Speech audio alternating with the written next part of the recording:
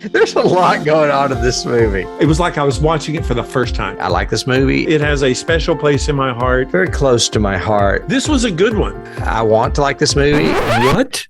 Seriously? I loved it. Very flat, kind of boring. This movie blows me away. This movie turns me on. Terrible. It is terrible. All these keys everywhere. Influences, baby. Huge fan. That's it in a nutshell. Yeah, they're dead. They're all messed up.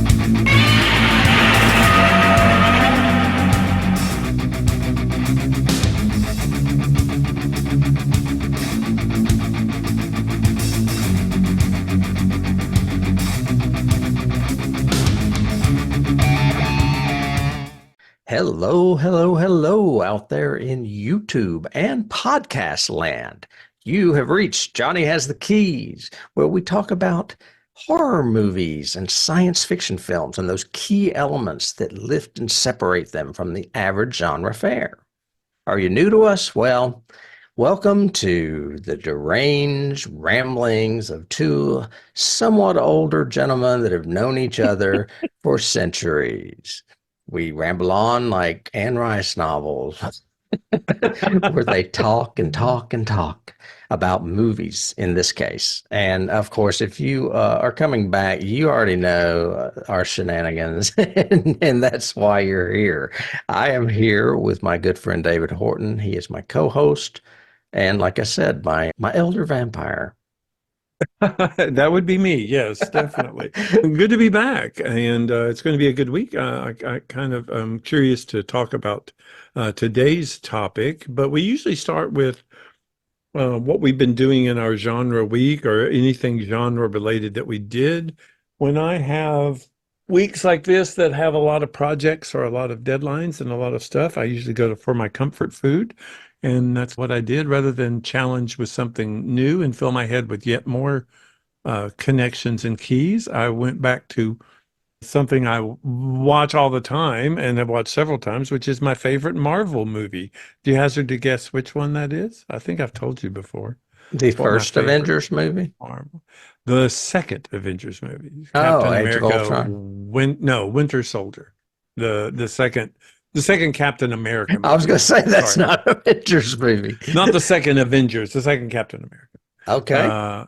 And it's interesting because I love Avengers and I am an Ultron fan. I'm also an original fan. I'm a Joss Whedon fan, all of that. But to me, they're just in their stride with Winter Soldier. Everything works in it. The characters work, the action sequences work, some of the best in all of the MCU. And just the way it's put together, it's great to watch. Maybe because with the Avengers, it's all of these characters and we have this unique villain we have to fight. It's like a multi-level James Bond, a team James Bond movies. Whereas the focused movies, whether it's Hulk or Captain America or Iron Man, focus on that singular character and then his story of what's happening. And this one is Cap's reemergence. The first Captain America, the first super soldier or whatever. Predominantly in World War II, isn't it? Yes. And it's the introduction of Stark, the father Stark, and Red Skull and the super serum and all of that. But it basically ends with Cap sacrificing himself, killing himself to save the world. And then the little coda at the end is them finding his body in like modern times. In a block of ice. Right.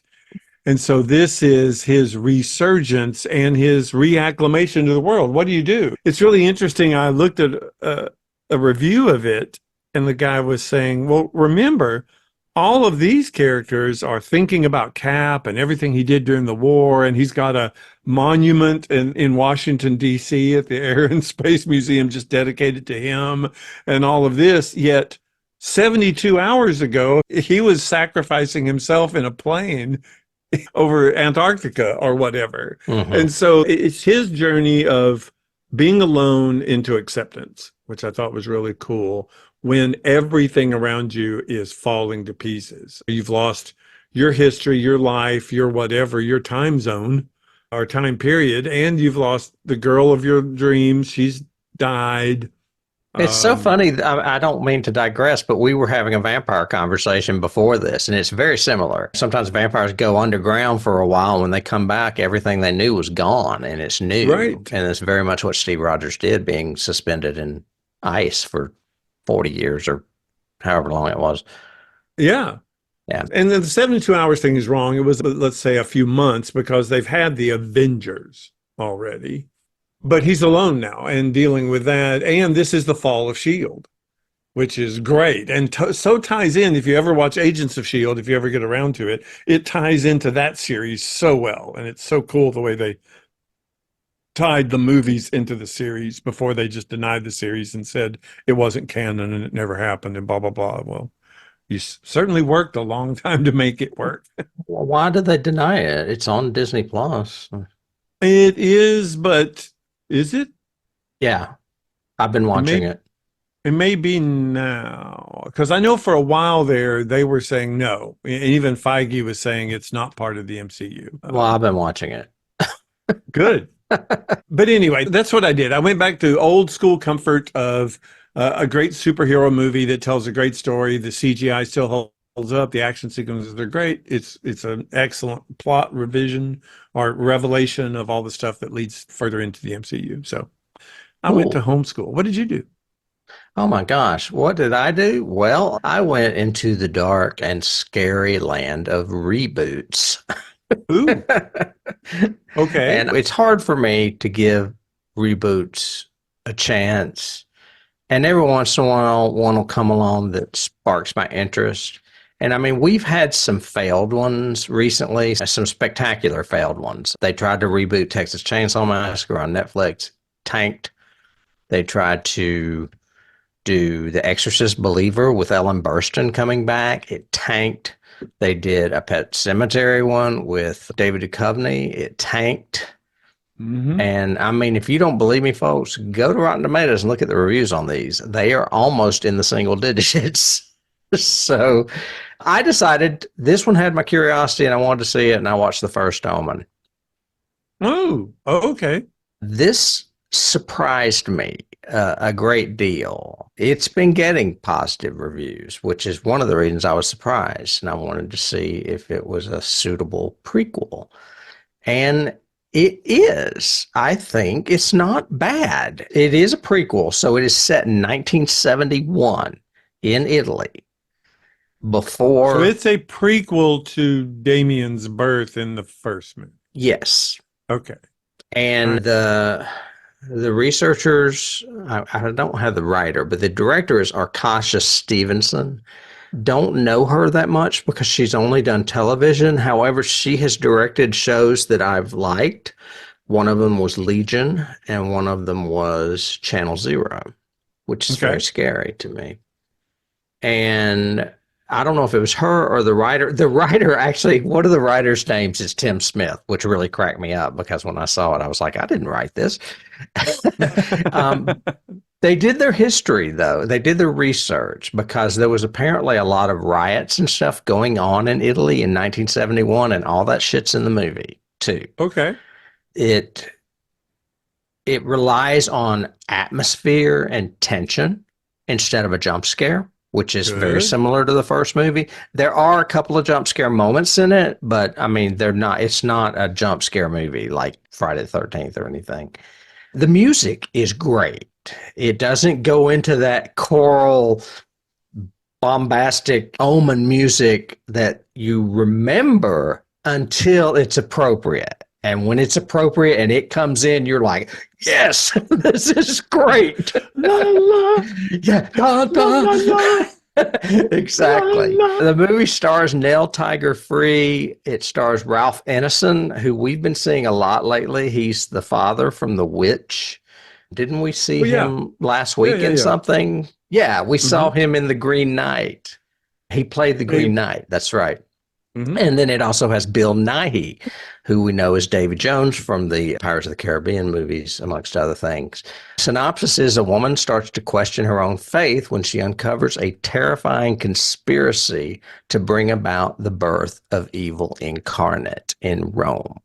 This movie, unlike those movies I mentioned before, gets 81% on Rotten Tomatoes with 178 reviews.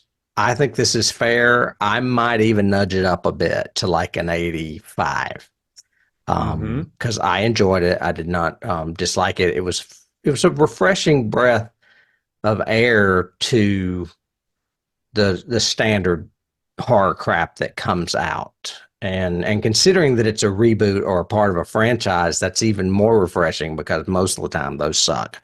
So Can I they ask, does this mean that they're going to do a sequel and it's going to be the Gregory Peck story or no, whatever? I don't think so. It's funny that you mentioned that. I was going to mention that before I left. At the very end of the movie, of course, Damien is a baby. They show a picture of Gregory Peck and that this is where he's going to go, where the baby is headed Oh, so toward. they really say this is a definite prequel to the trilogy that already exists. Right. Oh yeah, Oh, yeah, okay. yeah, yeah, Oh, yeah. absolutely. I mean, I was thinking it might be the same font, but it's not. But yeah, they show a picture of Gregory Peck, so you know the baby's going there. However, this movie was smart enough to weave another thread into the plot where it could go off into a second movie. Okay. So, Okay. and it would be a separate movie. As far as I can tell, it would not be a remake of the first movie. Good. Yeah. Good. Okay. When it's done well, we've talked about it. A few years ago, I was so hugely anti-reboot because you had stuff like Rob Zombie's Halloween or stuff like that. There was horrible attempts to re-energize a franchise. Mhm. Predator, Alien, even though Ridley was doing the Alien reimagines, they sucked. See There's been one a that's few good. horrors that have been bright lights. I was not a fan of the Halloween franchise trilogy, the new trilogy, but I did like the first movie. I thought the first movie was a pretty decent reboot. Scream, those movies are pretty good. They're not that bad. And now this. So there are at least a few out there, a few shining Hmm. lights. And hopefully, filmmakers use these as examples. Learn from this, children, and go forth this way. Right. Yeah. Pay homage. Like, for instance, in this movie, I don't mean to keep going on, but you know how there's all those surprise accident deaths Hmm. in The Omen? They could easily do that in this. They don't. They only do it like twice, I think. So it's Hmm. enough of an homage that you get it. It's like, ooh, weird things are going on, but it's Hmm. not overplayed to where you're just beating a dead horse. That makes Yeah, sense. it's that Yeah. pervasive. I remember the first one, it was that pervasive feel that darkness Something's is not right. rising. Yeah. Something's coming, Hmm. Same thing. Curious. Yeah. Yeah. Well, speaking of darkness rising, that's a great segue to darkness. We are actually going into sci-fi world today. We are going to talk about a film that came out in 2000, which seems like decades ago. And oh my gosh, it was. And it's But, October. and it is October. I tried to find a Um, scary sci-fi from your selection. you did. And this is also a viewer request. That it This is from is. Lucas Wayne Swenger, who said, "Hey, you guys, why don't you tackle Pitch Black?" So we Yeah. are tackling Pitch Black with the little thing on the poster that says "Fight evil with evil." So we'll get to that when we talk about it. Production credits for it. It was directed by David Twohy, who has written and been involved in a lot of franchise kind of issues, both successful and unsuccessful. Really? I've And only thought he was connected to these. I didn't know he did anything else. well, no, he's been a writer and ghostwriter on a lot. Like, do you Uh, remember The Arrival? Do you remember that movie with, I think it was Charlie Sheen, science fiction, but not ended up having a Arrival. sequel? You're saying The Arrival, not Arrival. Right, The Arrival, not Arrival, the one that we like. No, He I wrote don't both of remember it. those. He wrote the screenplay for G.I. Jane. He I wrote the know he wrote the screen. screenplay for a lot of good films. He did The Yeah, Fugitive as he well, did and The I love The Fugitive.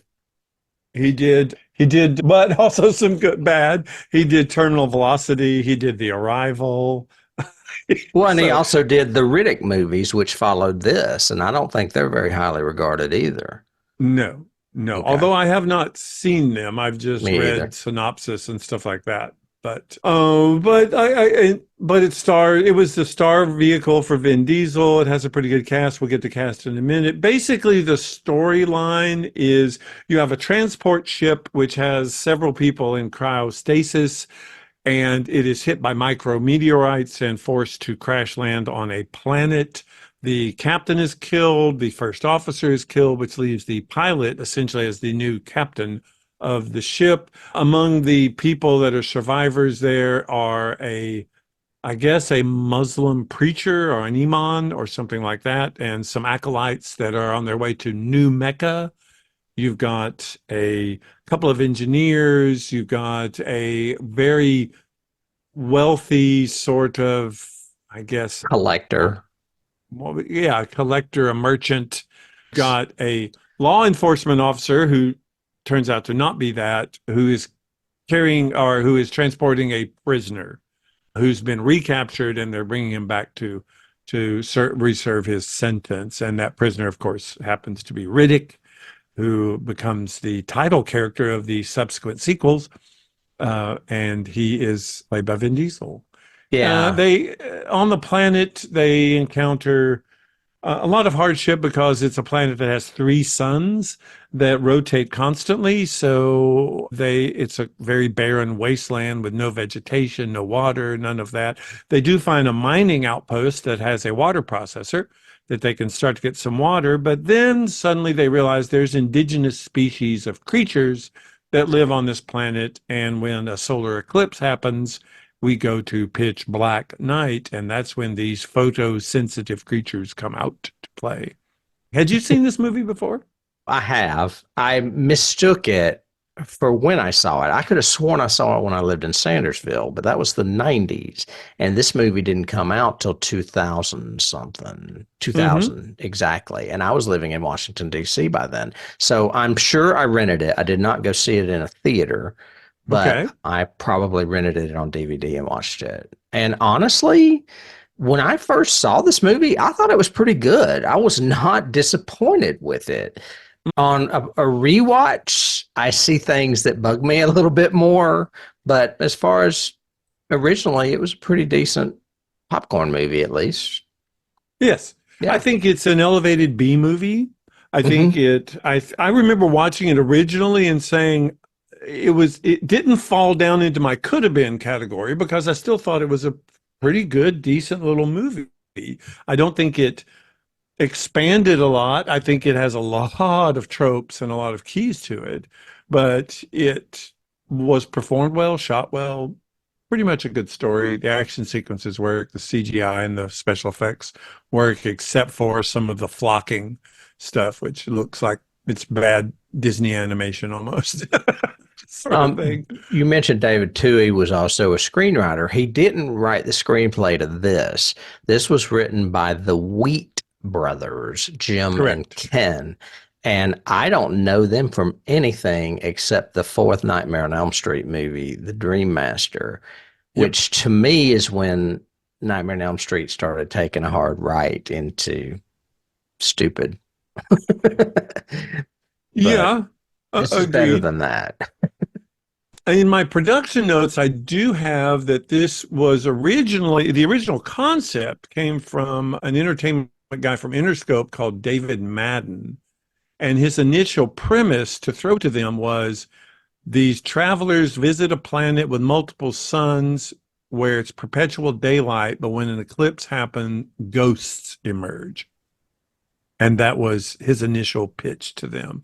They ended up taking that to a full screenplay form that was ghosts. There were no indigenous creatures. It was ghostly apparitions and stuff like that. And a lot more stuff like when they crash on the planet, they find all these catacombs and civilization and all of this, ruins. That was all changed by David Twohy when he did his rewrites of and it. Well, we'll get into it in Keys, but I mean, there's so much influence from something that he was attached to earlier before he did this film.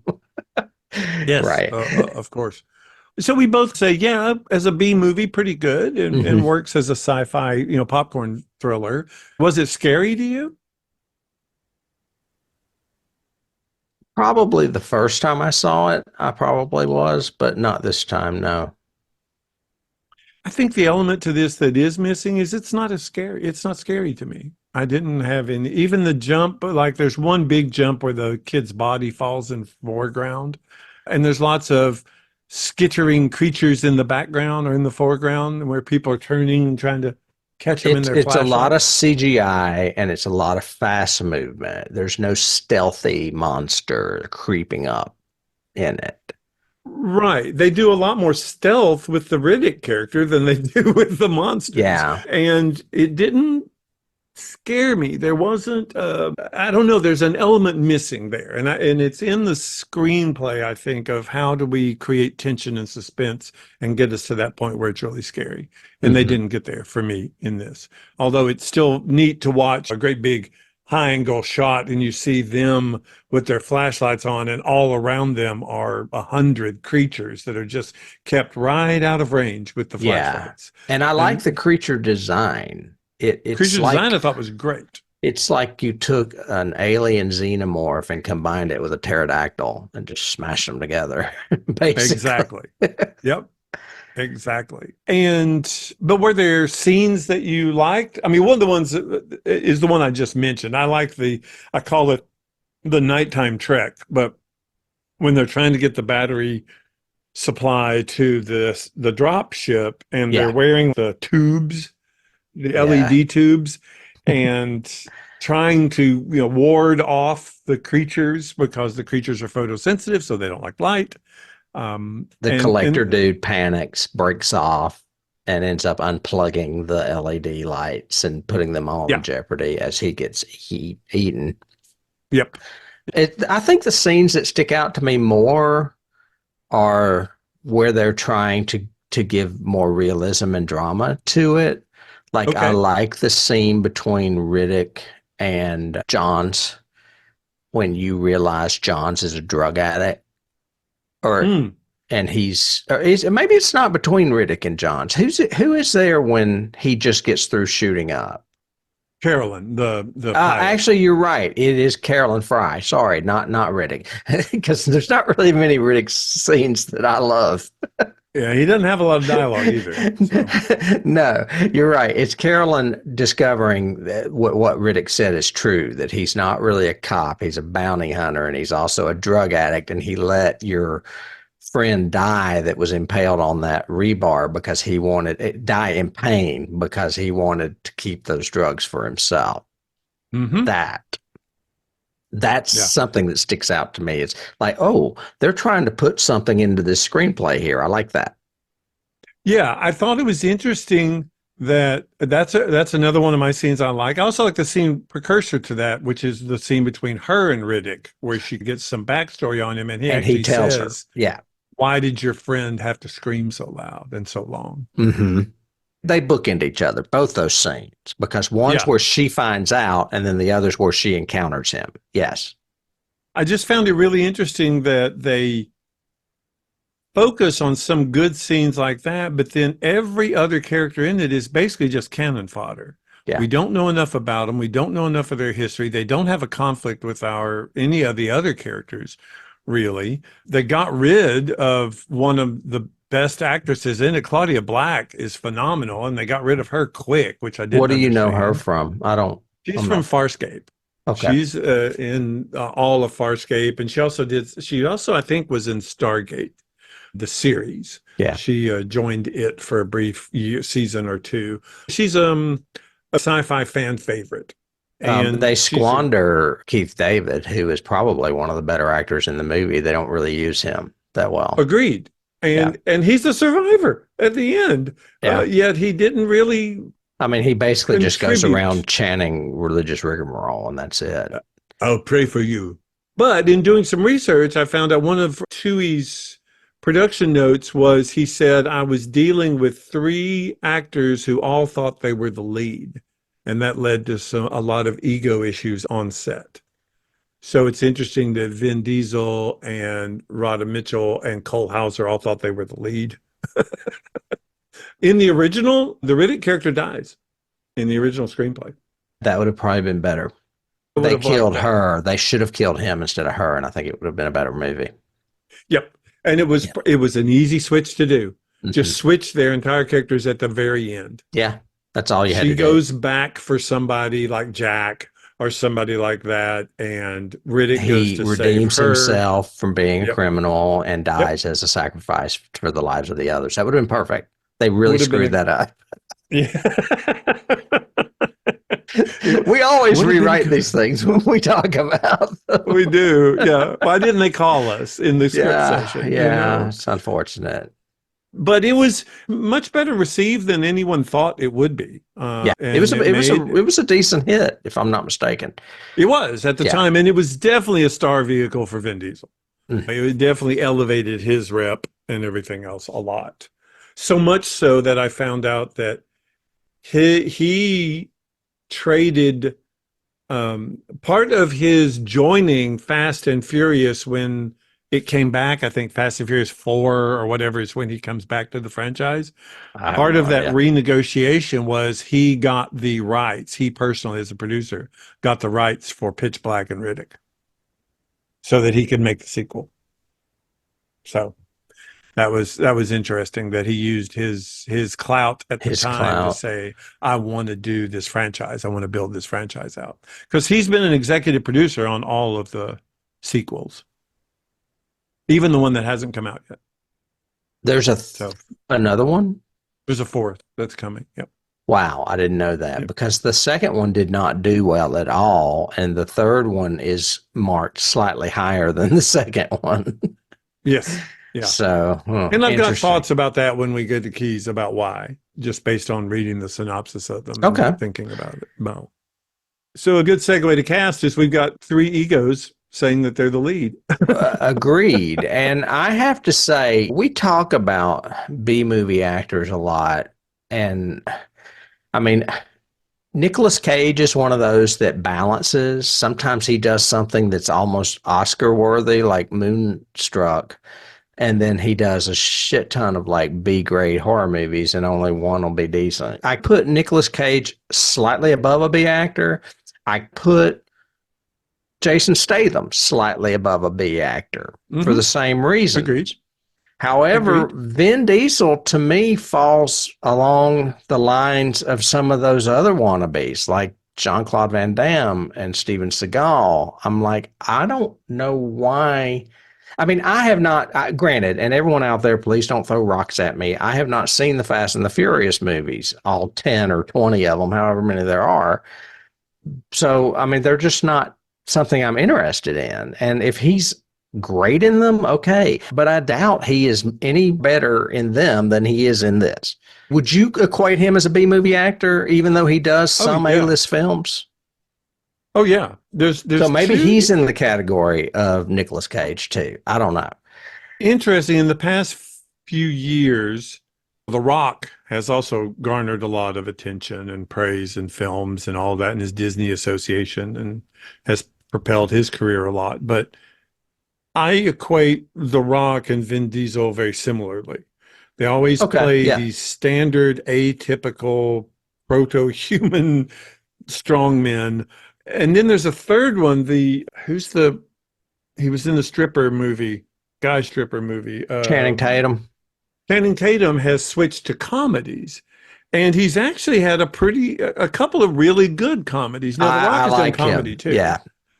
But I think Channing Tatum also in one movie, I can't remember what it was, unfortunately, right now, and I didn't put it in It's notes, that Sandra Bullock movie where he's the romance cover guy. Oh, that's a great movie. That's a funny movie. That is a really funny movie. But there's another one where he's playing the drama. He's doing the action character, but he has a big, huge weakness scene in it. A big, huge empathetic, emotional scene in it. I have yet to see that in a Vin Diesel and a Rock. And I think that's their crux. They don't show enough of vulnerability to me to become a believable actor. They're just the strong arm all the time, especially in this. I mean, Diesel has, even when he's supposed to be sympathetic, he's not. And even when he's supposed, like the scene near the end, and you've got the Keith David character and Jack, the girl guy, in the cave waiting, and they think the creature is breaking in, and suddenly it's Carolyn, and she appears, and she goes, ready to get out of here. And then you see Riddick stick his head in and smile. And it's like, I didn't get any out of that. That seemed goofy and weird, not empathetic or like you're feeling anything other than you're strong, your deadpan sort of, I'm a murderer. No, I know what you mean. I do. Yeah.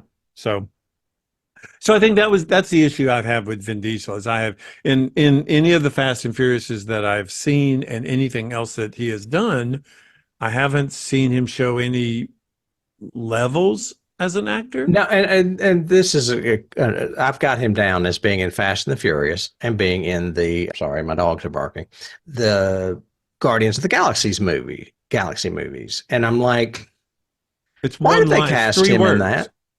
He Three says the words. same 3 words over and over. Why did he get that gig? I have no idea. Other than the name, they wanted a name as part of part of Guardians of the Galaxy to propel some of that cast. Yeah, I That's don't the only understand it. reason. They could have taken the money they paid him and put that elsewhere and just used a voice actor. I don't understand why they needed him to say that one line, I am Groot, in different inflections throughout the series. Anyway, so he has done some A-level movies if you consider that he says one line in them. So, Right. Rhoda Mitchell plays Carolyn Fry. I know her from Silent Hill. She was Mm-hmm. also in Man on Fire. I don't know much about her, and I'm not a big fan of the Silent Hill movie. So I I like the rewatched it Silent Hill recently. movie a lot. I like her. She's Australian, so this Okay. was a chance to go back home. She's done a lot of. It's interesting doing research on her. She, she was known early in her career for doing a lot of independent films, and in all of them, I think there are 3 or 4. She's the lesbian love interest, Oh, and, and that became her calling card almost thing. She's a great. I've got a phrase. I'm trying to find it in my notes, but they called her something, and it was. I was going, okay, well, if that's your claim to fame early in your. She has cornered the market on the lesbian ingenue. That was a quote interesting. from I'm an surprised I independent haven't critic. seen more of her then. That's funny.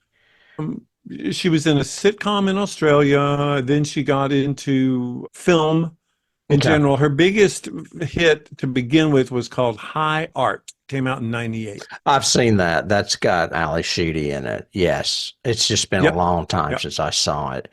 Sorry to segue from cast, but we didn't mention in production that this movie was filmed in Australia, although I don't believe Yes. David Twohy is Australian. I think he's American.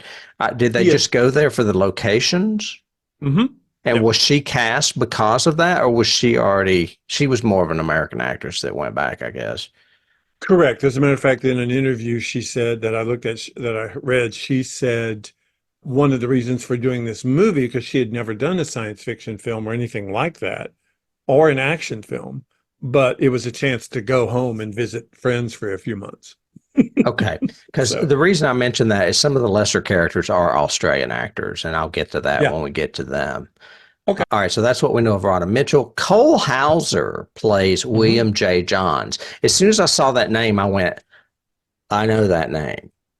And then I went, oh, his dad is Wings Hauser, another Yep. B movie actor from the Yep. 80s. We would equate him with like Michael Paré or Yep. Richard Lynch. He just that Perfectly face. stated. But this is his son, who actually is a little bit higher, I would think, in stature than Wings was movie wise. He is 3rd generation Hollywood. I didn't realize that their grandparents were Hollywood like screenwriters or directors too. And Cole has actually been in some decent movies. He was in Good Will Hunting and he was in Dazed and Confused. Well, and he is now in Yellowstone. That's good for people listening to us that are familiar with Yellowstone then, because I would not have known him from anything else. I would know the next guy, though, and that's Keith David, who plays Abu Imam Al-Walid, I think is how you say that.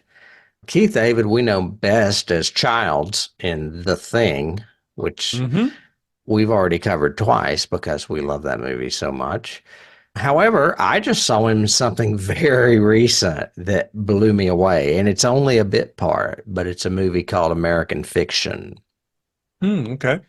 And it won Best Screenplay in last year's Oscars. So it's good to see Keith David still working. I mean, we've been watching him now for what, 5 decades? 80s, 90s, Yeah. 2000, well, Yeah. at least four decades.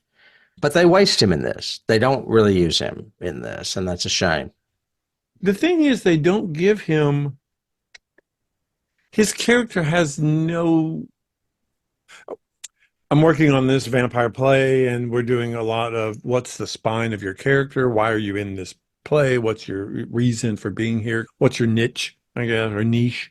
They don't give him one. Even when his acolytes or the kids that he's taking to Mecca with him start dying off, he doesn't really react strongly to that.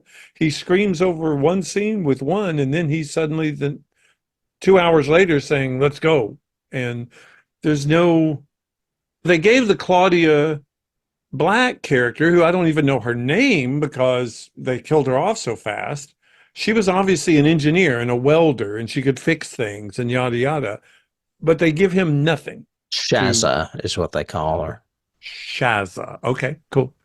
Yeah. But he doesn't have a purpose, I think, in the script other than he's one of the survivors. So, and that's unfortunate because Keith David is really strong. He is. And the other people that I will mention briefly are all Australian actors that I guess got cast locally. Louis Fitzgerald played Paris, the collector that we mentioned. Claudia Black, who you mentioned, played Sharon Shaza Montgomery. And then the last one, which is a little confusing to me, is Rihanna Griffith, who played Jack, who was masquerading as a boy, even though she was female. And there is a scene where, and this is a scene I should have mentioned earlier, where Riddick says something very dramatic about the reason the creatures are following them is because she is bleeding. But he's not referring to Rhoda Mitchell. He's referring, or not, is it Rhoda Mitchell? Yeah, Rhoda Mitchell.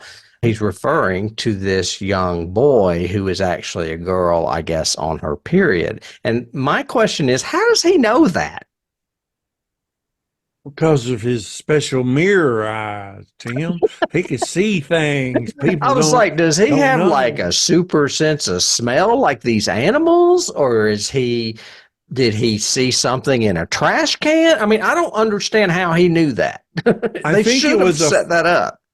I think it was a framing issue with the director, with Twohy, because there's a scene right before that where we see Riddick. He takes his goggles off because he's photosensitive too. He says he has had surgical procedure to shine his eyes, making him able to see in the dark.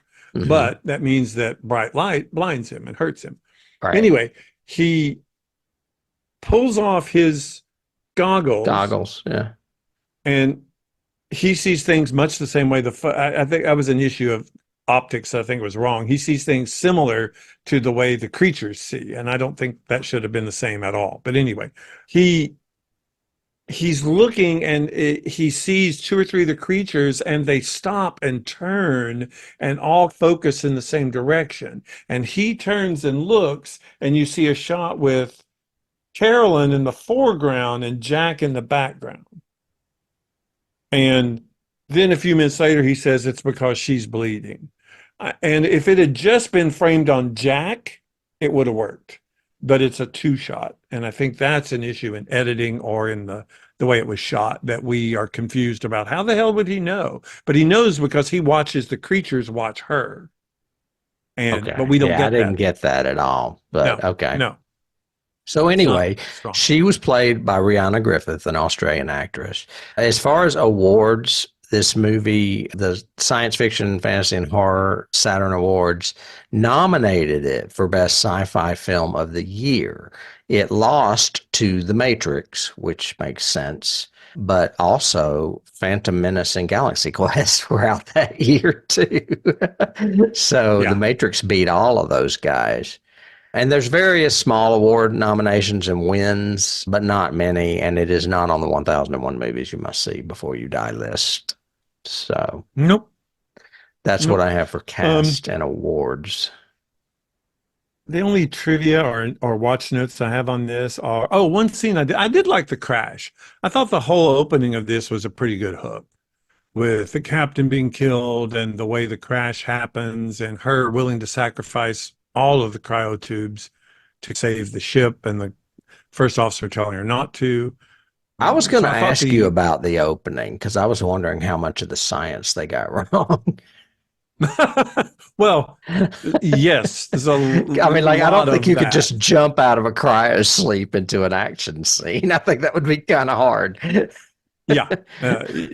Yeah, that's weird. The whole gravity pulling them down and how close are they to the surface, and we still can't see anything out the windows other than fire because of the angle we're at. It got really, but it was dramatic and interesting, and obviously they were crashing. So how do Right. we survive all of that?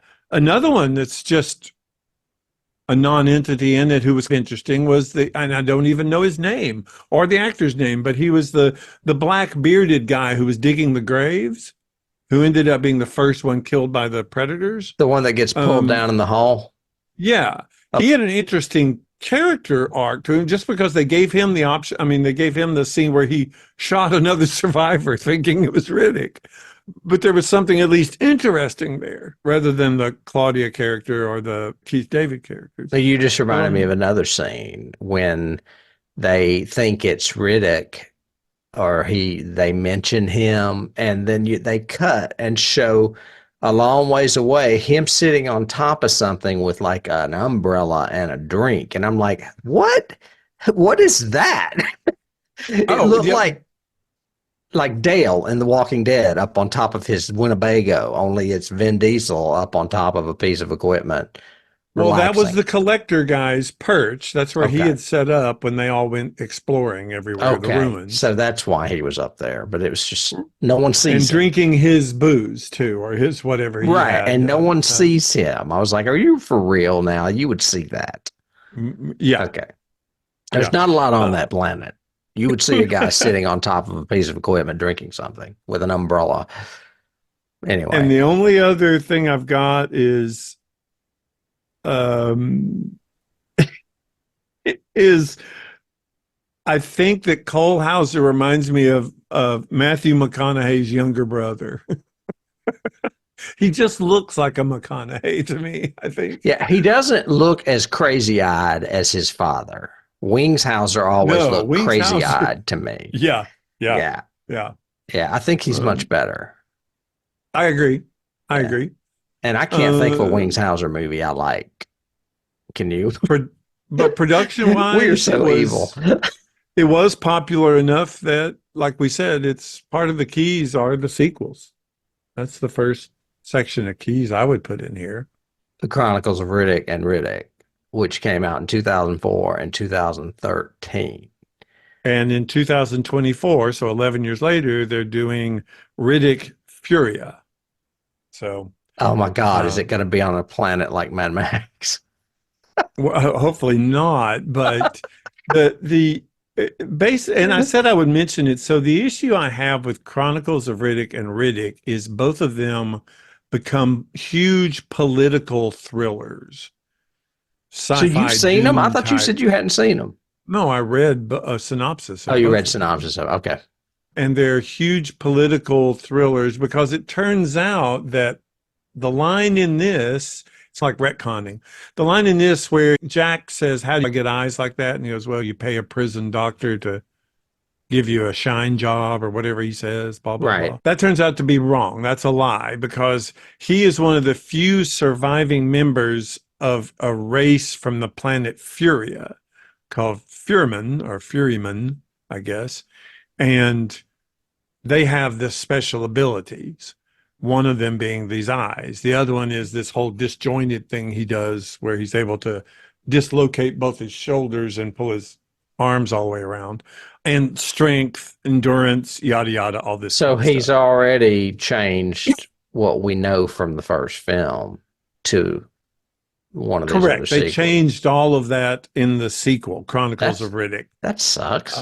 But you do they are direct sequels because in Riddick, the Chronicles of Riddick, they go to New Mecca. He goes to New Mecca and he meets the Keith David character again and helps him and works with him, yada, yada.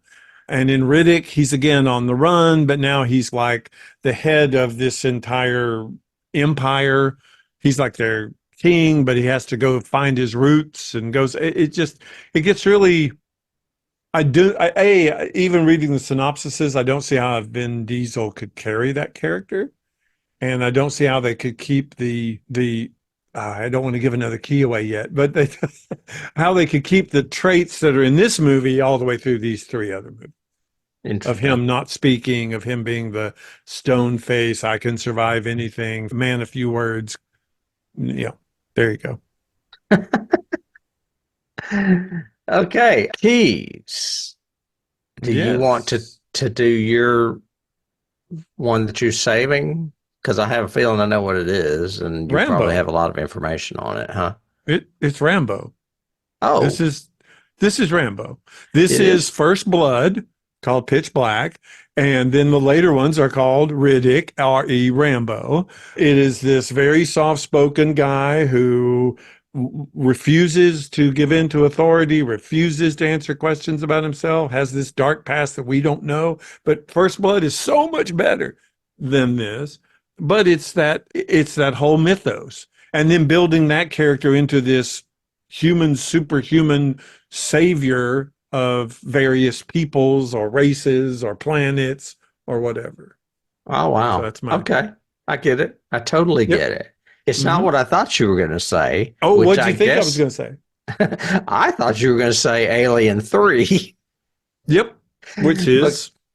I mean, basically, Twohy was attached to Alien 3 briefly, and it was his idea for a space prison.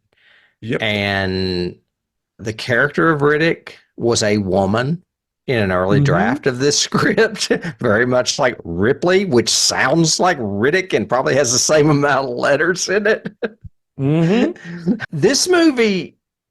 I mean, you can see it. It's like he went, okay, they didn't use my script for Alien. Let's see how I can change it and make it into a different movie. But this movie still has religious people in it. It still has a prisoner in it. It has these things that are like xenomorphs, only they fly.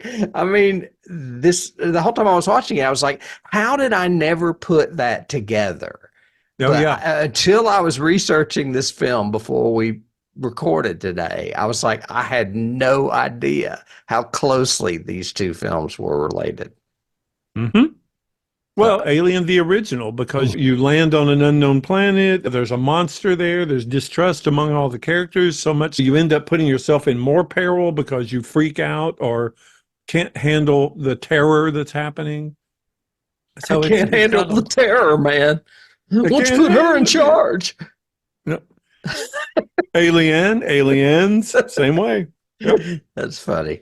The only other keys I have are stuff I copped from IMDb. Okay.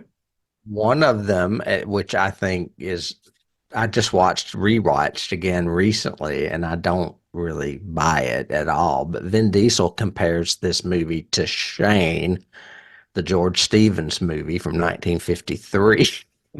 No. Riddick is not that much of a hero. He's more of an anti-hero. Definitely. Yeah. He is much more of a Snake Plissken than he is a Shane. No, Shane. Yeah, Shane was a good guy from the beginning. He was just mysterious. Right. Yeah, Riddick is mysterious, but he's not a good guy, and so I don't get that at all. That's in Vin Diesel. Now you see how Vin Diesel's head works.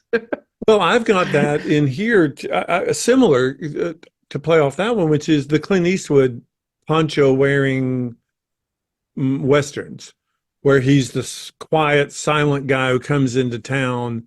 You got to narrow it down because there's several of those. Well, it's that good, the bad, and the ugly. Even Outlaw Josie Wales is similar. Okay, that may work. High Plains Drifter, he's a ghost. And in The Good, the Bad, and the Ugly, he has a questionable past. You don't really know anything about him. So it could be that too. I see what you Yeah, he mean. played off of that. I don't say much. I just come into town, take care of business. And Hmm. that's a very similar key to me to this. Much more so than Shane. No, he's not Shane. So Spaghetti West, I don't know if it'd be, if I should just put, I'll put Good, Bad, and the Ugly. Or maybe Outlaw Josie Wales, maybe. Yeah. Although in Josie Wales, there's actually reason for what he's doing. His family gets attacked. So it's all a vengeance ploy in that one. But so are most Westerns. Anyway, Right. a Western trope of we've got to take vengeance against the bad guy. But to be so quiet a character, that Rambo-esque Hmm. sort of thing. I'm watching the current version of Doctor Who, Yeah. but I don't know much about the old versions. And apparently there was one in 2005 called Planet of the Dead that apparently that episode was influenced from this movie. So I don't know if Oh, there's nocturnal creatures in it, maybe, or something. I have no idea. probably. Yeah, that's what I would Probably. think. I've got Jurassic Park just Okay. because of the death of the sniveling guy. It reminded me of the Tyrannosaurus death of the guy in the outhouse, all afraid and going away and gets bitten in half. The collector, the one that would Yeah. let, yeah, he's like a guy that would let kids die to get away. Oh, yeah, Yeah, easily. yeah, for sure. I see that.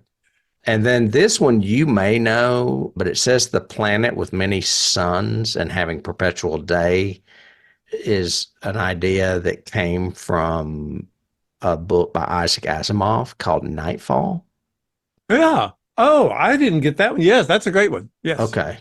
Hmm. See, I'm pulling these that I found through research. I have never seen that or read that, but I figured you might have. So, I haven't read that in decades, but I remember reading it. I liked it. okay. Yeah, it's Asimov. So, and I've got one you may like, and then it's probably because the Carolyn character was doing it, but The Descent, when she's going into the caves and crawling Yeah. around and all of that all by herself, I was going, "Ooh, this reminds me of Descent." I don't know why I didn't think of that because that should have been something I did think of. I love that movie. Yeah, I do that's too. funny. That's a good movie. Yeah. And then the last one I have, speaking of westerns that don't star Clint Eastwood, the way Riddick is tied up after being captured by the crew is the director's homage to Richard Harris's character in A Man Called Horse. Mm, yeah, And I I can see all I that. remember is him having that thing through his chest. I don't remember him being tied up, but Well, it's that almost crucifixion style hanging where you're chained and your arms are out as right. opposed to in front or behind. They obviously learned the lesson of don't tie him to the pole. Yeah, because he can dislocate his shoulder. And the last one I have is just any of the tropes of survival of a monster like Predator. And even in Predator, it can see things you can't see. So it sees heat signatures. So that's why it hunts you. The Thing, which is all of us, we have to band together because the horror is coming. Tremors, Galaxy of Terror, all of those, we're being hunted and we have to figure out, we have to get to that MacGuffin there to end the whole movie. I'm trying to Um, write these down. Predator, The Thing, Tremors, Galaxy of Terror. Those were the four that I just threw together because they all have that same feel of we're shown the situation, now we're shown the monsters.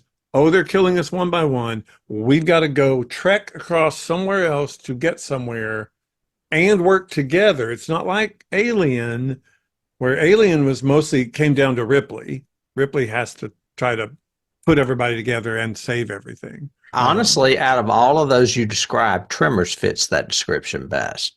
And it's Oh also yeah, on a desert, in a desert like place. But place. they do basically, the people, the survivors of that town have to work together, even though Hmm. they're going from like house to house. I love that movie. That's funny. We have not done that on the show. No, it is on the list, though. I'm not Yep. sure if it's sci-fi or horror, but we need to do that. Yeah, and then the only last key I've got, I actually should have started with that, is where does the title come from? Where does Pitch Black come from? And I looked that up, and it's from black as pitch. Pitch being this kind of tar or residue Right. that comes when you distill coal. And it's incredibly dark and black and can't see through it, blah, blah, blah. And they used to use it to coat casks and boats and yada, yada, and all that. And that's where the term pitch black. Yeah, it's like a sealant. It can waterproof your boat. Yep. For sure. Yep. Mm-hmm. Interesting. And Well, I so think that's all I have today. I will conclude with saying that this movie only gets 60% on Rotten Tomatoes, and I think it's a little better than that. I do too. Well, I don't like Rotten Tomatoes in general, and I'm hoping Lucas Wayne Swanger likes it because he suggested it for us. And Lucas, we hope you enjoy our little foray into it and what we saw as keys and pluses and minuses and all of that. Yeah. I mean, I would give this movie 75 or 80 for a fun popcorn type movie. So yeah, don't overthink it. But it's got some cool concepts and some neat ideas, and it just is a good ride. Mm-hmm. Yeah. I would And agree. well, thanks again, Lucas, for suggesting it. And thank you guys out there for joining us today. This was our first foray into the month of October. We've got some other scary stuff coming up for you, starting next week, actually. And I wanted to point you in the direction of other shows that we have on YouTube. If you're interested, we also do Coming to Get You's about new stuff coming to theaters, as well as some shorts on horror that I usually have out there from Shudder maybe or other streaming platforms. And if you like what you heard today and would like to hear us deep dive into some of your other favorites, we do have shows over on Patreon. One is called The Dilithium Chamber, where we have done 2 seasons, episode by episode, of the first original Star Trek series, as well as we're in our 3rd season of X-Files now, the original 1990 season with Scully and Mulder. And until next time, David, I will be seeing you. See you then. All right. Bye. Bye.